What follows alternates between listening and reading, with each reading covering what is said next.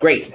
Well, Hugues, thank you so much for joining us today. It's a real pleasure to have you with us and to get a chance to learn a little bit about your story and the work you do on World Ranger Day. So it's an absolute pleasure to have you. It's also a pleasure. All right. And I do want to start off by just congratulations. I know, you're a recent recipient of the Obama Leadership Program, which is just incredible. So obviously you're doing great work in the area of conservation. I just completed 2 months ago my Obama Leadership Program, and also graduated recently last Saturday for my MBA at African Leadership University, School of Wildlife Conservation and School of Business in Rwanda. All right. Yeah. Well, congratulations. That's very exciting. Thank you. Okay. Well, let's start by you having you introduce yourself a little bit. So tell us a little bit about you and about the current work that you're doing. Great. Thanks for asking this question. I think I'm Hugues Akpona. I'm a conservation professional, as I've said, 17 years cumulative experience in research, field operation, project management, and leadership position in Africa. I started my career as a ranger in Benin, where I ended serving as the head of Benin Ranger Association. And today I'm the head of institutional funding for African Parks, one of the biggest conservation non-profit in Africa, managing in partnership with African government, African unique landscape in, let's say, 19 protected areas in 11 countries, covering 14.7 million hectares. So my role is mostly fundraising and funding management.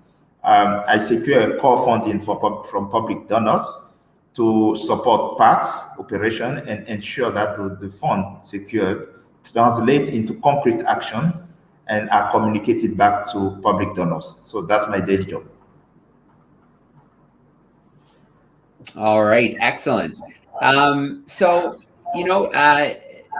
the country Benin, where you live, where you work, I don't think a lot of people might know about that country. Can you tell us a little bit about the country? Yeah, you're right. Benin is a country of 14,000 or a bit more square kilometers, with a population of 12 million in West Africa, and we share border with Burkina Faso, Niger, and Nigeria, and also the Atlantic Ocean. It's a country rich in natural and cultural heritage, with huge potential for conservation. We have 2 parks currently managed by African Parks, and about 58 state forests, and more than 3,000 islands of sacred forest, with an area of about 2.7 million hectares, representing nearly 22% of the national territory. So I would say also that Benin parks contain the last most valuable population of key wildlife species in West Africa, such as lion, elephant, cheetah, etc., with successes in its park, and can really play an anchor role in driving conservation in the region. Okay, so you mentioned a little bit earlier when you were introducing yourself that you began your career as a ranger. So I'm wondering if you can tell us a little bit about that work. Yeah, so definitely I started my career as a ranger here in Benin. And as I said before, I think, conservation without money is conversation. And this is one thing I've learned a lot when I was a ranger.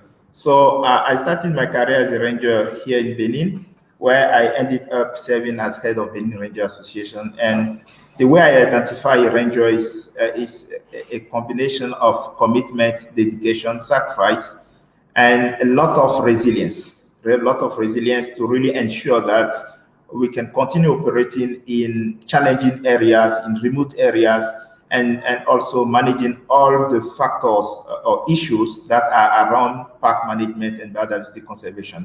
So it's really a job that takes full of your energy and really needs that people have passion for the work.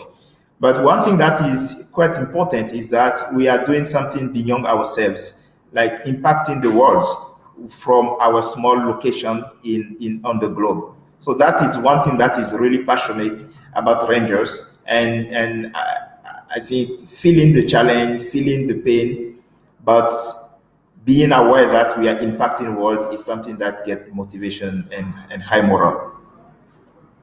Yeah, that's great. Yeah, absolutely. And so, you kind of touched on some of the challenges of being a ranger. Can you expand on that a little bit? What are some of the biggest challenges that you faced or others in Benin face as rangers? Yeah, I would say my early days as ranger was stressful.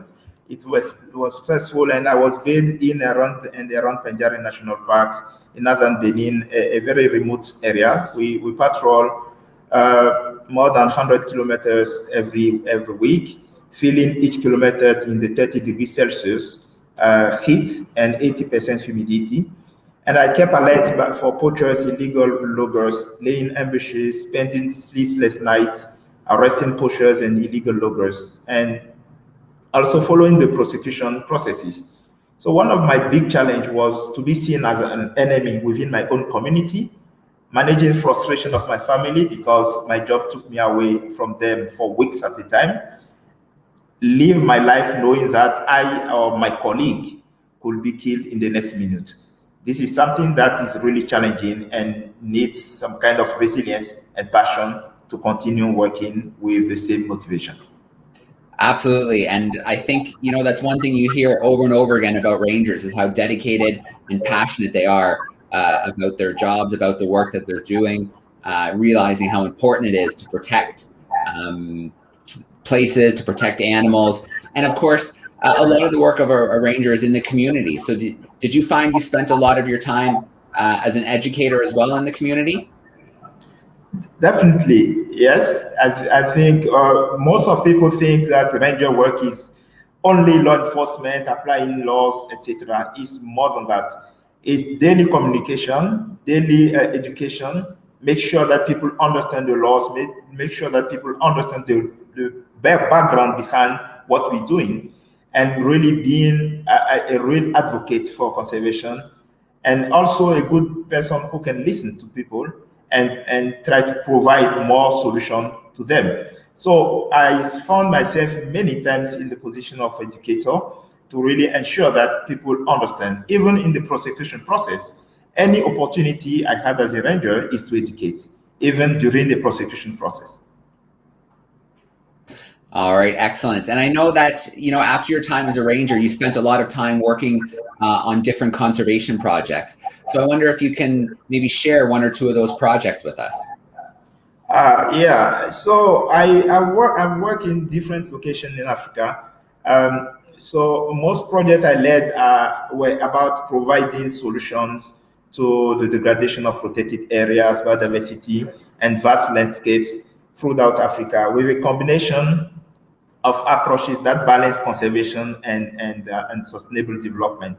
For example, I led in the Democratic Republic of Congo a program to maintain the ecological integrity of a vast landscape of 74,000 square kilometers by combining community development, access to market, protected areas management, etc. So that was really a very great experience living in a remote area in DRC. In many of in my current job, I'm supporting 19 parks in 11 countries through African Park management model, and on a daily basis, my role is also to ensure that we unlock the potential, the economic and ecological value of protected areas to really be beneficial to wildlife and communities. So that's what I do on a daily basis. And previously also I worked on other aspects because policy need to support action on the ground. So advocacy, policy, and strategies to really tackle conservation crisis and ensure that all stakeholders are on the same page to really work towards changing the narrative of the conservation crisis in Africa.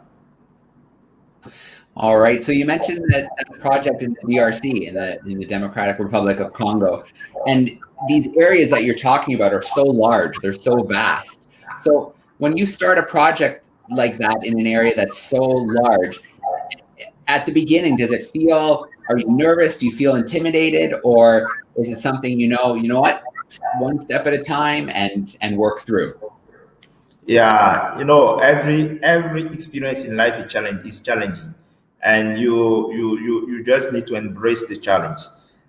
So from my own experience, I think when I look at African countries, there are similarities, and I'm aware of it. And anywhere I go, I just put that in mind to really act and be proactive, also working on different fronts.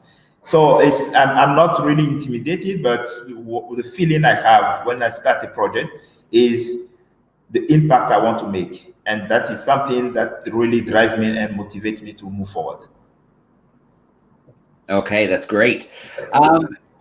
Your current role now, as head of institutional funding with African Parks, is obviously a very important role on funding for these parks across Africa. I'm wondering, do you still get to spend a little bit of time in the field? Do you still get to interact with the rangers a little bit? Yeah, sure, definitely. That's part of my daily job. Coming from a ranger background is something I integrate in any kind of work I do. So as I said before, conservation without money is conversation, and my current role is aiming at changing the narrative, of conservation sector by make sure that we don't expose rangers to all threats that leads rangers to be killed on duty. So interaction with rangers for me is permanent in my job. I visit on a regular basis parks, and always I take the opportunity to coach, to mentor, and to support rangers. And also within my current position as a fundraising department, my daily role is also to advocate for rangers, to ensure that they get all they need, to make sure that they keep the morale and they keep the motivation in addressing threats they are facing in challenging contexts where they operate. Yeah, and addressing that role, I know is hard at any time, but I know it's been especially hard in the last year and a half with COVID. So I wonder how that's kind of impacted rangers locally. Yeah, so definitely, COVID-19 was new to all of us when, let's say, 1 year or 2 years ago. And it really changed all the ways of working. It changed the context, and it pushed us to innovate, to make sure that we keep the same level of intervention on the ground. And I'll just say that COVID-19 has impacted the tourism sector, where we really have a drop in funding we got from tourism. Take the example of Akpona National Park, where we lost more than 500,000 from tourism. And that money was really supporting the park management. So this is one of the big impacts we have. It's also changed the way we interact with donors. We need to keep the donor, we need to keep the relations with donors to ensure that they continue funding the sector. And it changed the narrative, it changed the way we operate, the way we maintain that contact. I will also say that COVID-19 brought many logistical challenges with all the lockdown restrictions and everything that really affects the ability of rangers to operate. But I'm also happy to say that during this COVID pandemic, through African Park portfolio, we were able to keep all the jobs and to continue maintaining operations, thanks to different donors, thanks to different partners who supported us in that journey. And that's why I think conservation without money is conversation, and funding is playing a critical role in achieving conservation targets. Yeah. Oh, that's incredible news to hear that, even through this challenging time, things managed to keep funding and everybody managed to keep working. So that's really great news. And, just a testament to the great work that you're doing and your colleagues are doing to make sure you can overcome these challenges. So reading a little bit of your bio, I read that you founded 2 organizations, and they focus on nature conservation, on poverty alleviation, as well as food security. So how do you see things like poverty, alleviating poverty and food security? How do you see that playing a role in protecting biodiversity?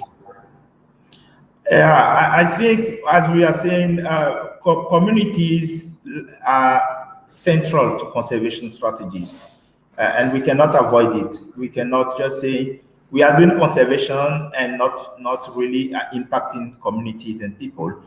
And you know that in the context of Africa, and mostly in context of protected areas, in those remote areas, poverty is something that is real.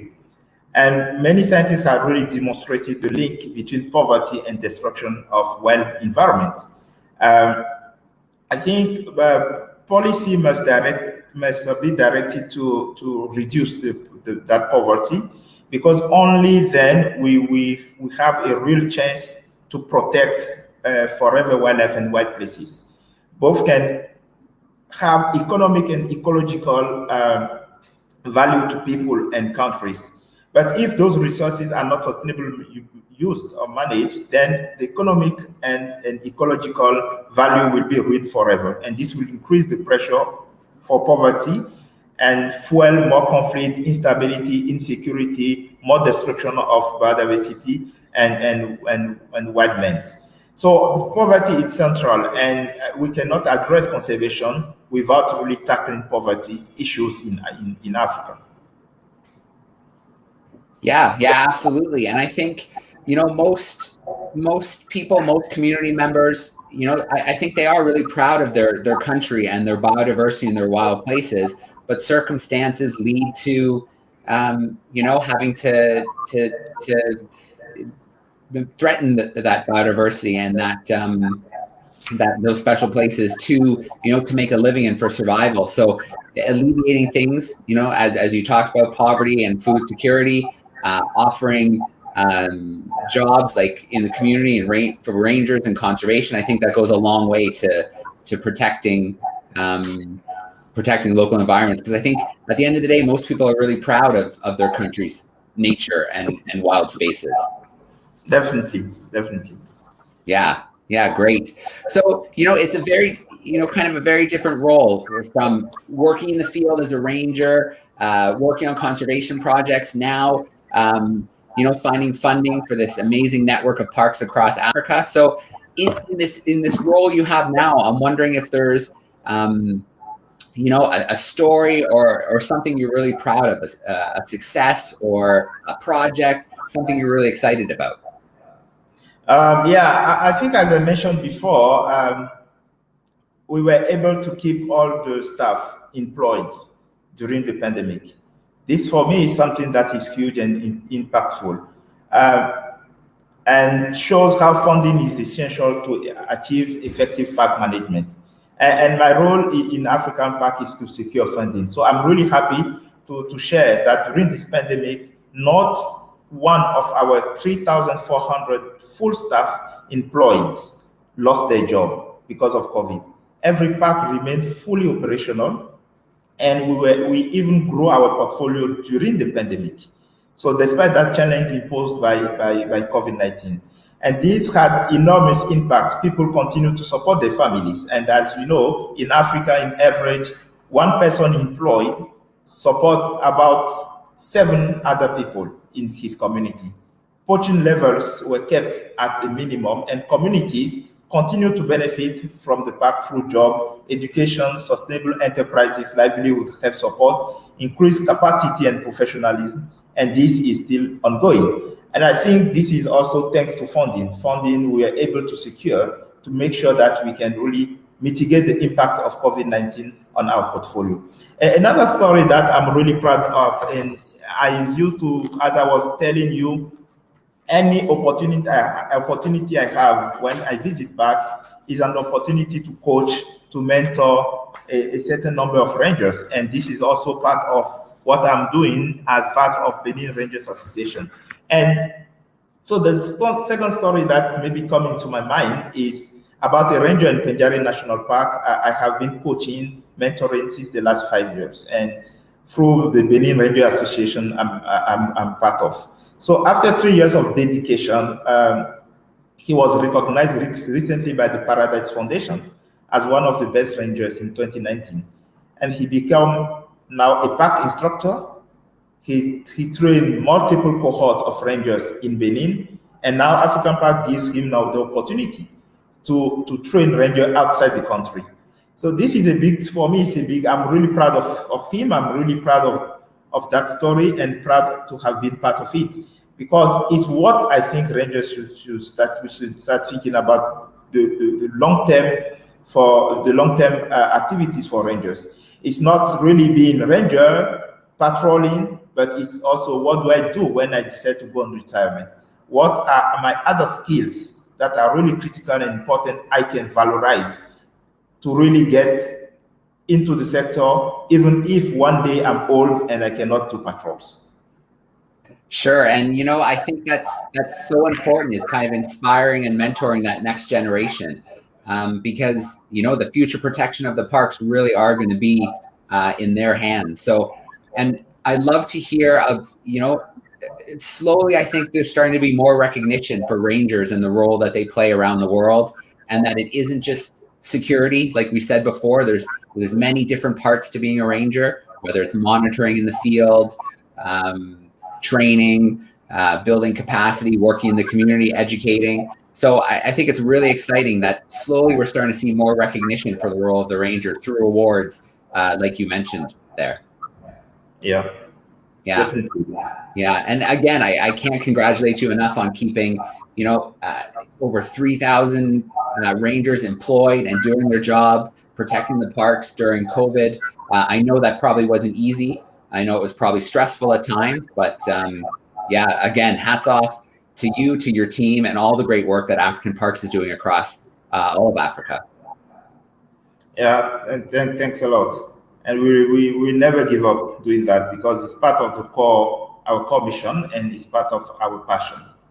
Yeah, absolutely. So, you know, just as we're kind of wrapping up, you know, I think rangers do need a lot more recognition. I think that, you know, there's lots more that they need, things like resources, things like funding, more tourism kind of in the areas to help with that funding. So I'm wondering what you think. What do you think rangers need the most going forward?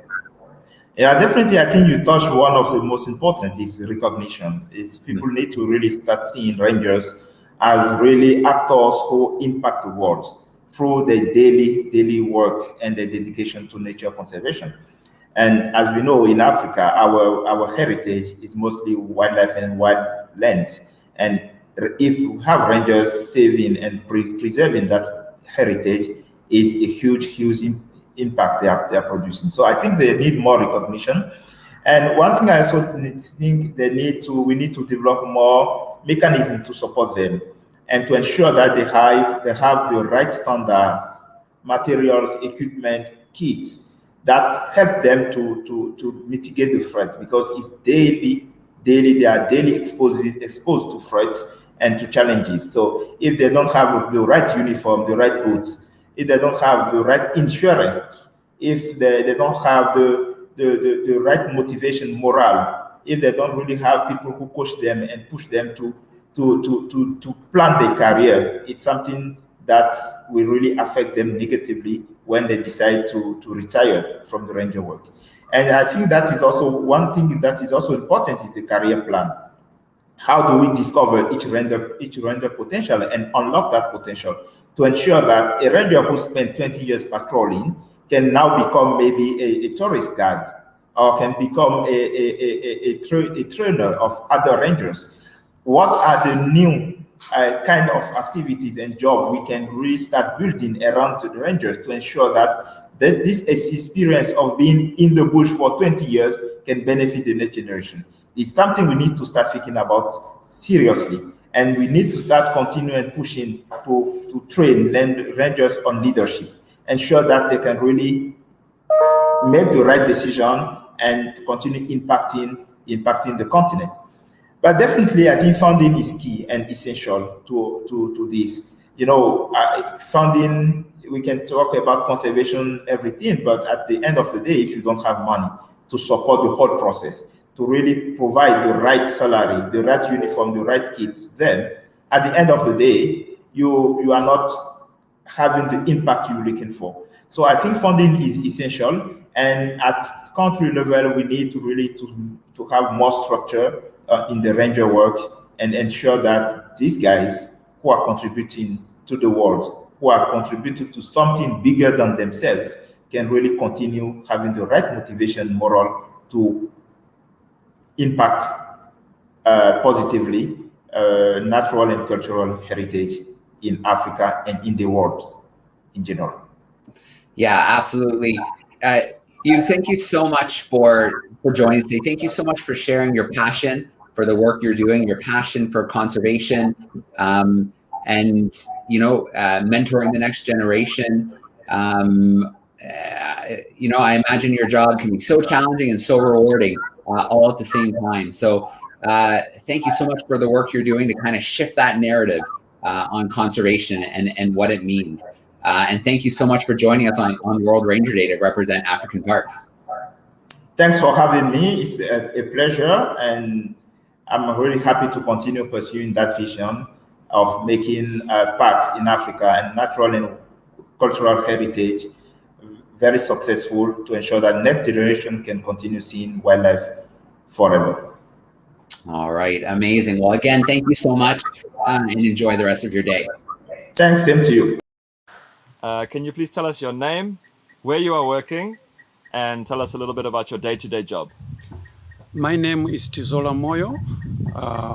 I'm working here in Majete Wildlife Reserve, Malawi, and my day-to-day job as a ranger is to do patrols, for example, short patrols, long patrols, doing investigations, and at the end of the month, writing report, just to make sure that the wildlife is protected. And Mr. Moyo, what made you choose to be a ranger? Yeah, it's a long story. My uncle was working in the Department of National Parks and Wildlife as a ranger before. So I stayed with him for almost 10 years when I was schooling. So it's him who inspired me to become a ranger. And at the same time, I'm interested in wildlife. Why is it important to protect the environment and the animals here in Malawi? It is very important to protect environment and animals here in Majete, in particular in Malawi, because once we leave these animals, people will finish them, will kill them. So it is very important to protect them for our future use, and the coming generation should know this, that there's the animals, there's a park where they can go and learn about wildlife. How do these areas benefit the communities? Majete Wildlife Reserve benefit the communities a lot because when a lot of tourism coming to see animals, they can make a lot of money, which can assist the communities around to build schools, clinics, and others. In addition to that, Majete is also assisting people doing small businesses like beekeeping,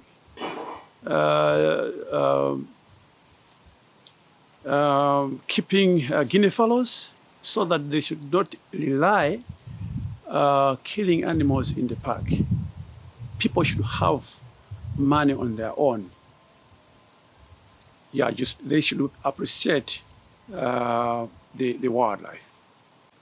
What are the biggest challenges you face at work, on the job? The biggest challenge here in Majete in terms of poaching is a bit low at the moment. it's not a big challenge, but by spending in the field 24 hours, it's a challenge just to make sure that these animals are protected. And the other challenges are here and there. You know, people, even you educate them, they still need to get meat from wildlife. Challenges you face on the job? The challenges which we face here in Majete, yeah, they are there because the people still more they need. They need maybe to poach, but because the rangers, they are more committed to do their work, spending a lot of nights in the field. So it's part of like a challenge to us, but still more. The challenge is overcome because sometimes like we leave our wives and spending in the field. That is like a challenge, but still more we are overcoming those challenges. For the wildlife. For the wildlife. Yeah. Yes. Cool. Mr. Moyo, how has the pandemic affected the areas and your work?